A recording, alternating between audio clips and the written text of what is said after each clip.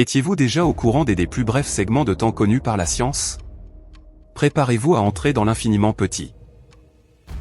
Le temps, tel que nous le connaissons, est divisé en secondes. Mais il existe des fractions bien plus minuscules de la seconde.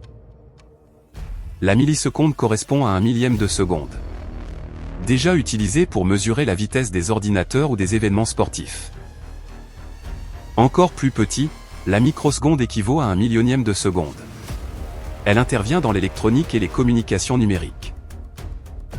La nanoseconde, soit un milliardième de seconde, est cruciale dans le fonctionnement des processeurs informatiques modernes. La picoseconde correspond à un billionième de seconde. Elle sert dans les technologies laser et les réactions chimiques ultra rapides. Une femtoseconde équivaut à un billiardième de seconde. Les lasers femtosecondes permettent d'étudier le mouvement des atomes lors des réactions chimiques. Encore plus court, l'attoseconde ne dure qu'un trilliardième de seconde. Les scientifiques l'utilisent pour observer la dynamique des électrons. La zeptoseconde est un quadrillionième de seconde. Récemment, elle a permis de mesurer le temps de passage d'un photon à travers une molécule d'hydrogène. La yoctoseconde est un quintillionième de seconde. On l'emploie en physique des particules pour étudier les processus dans les accélérateurs.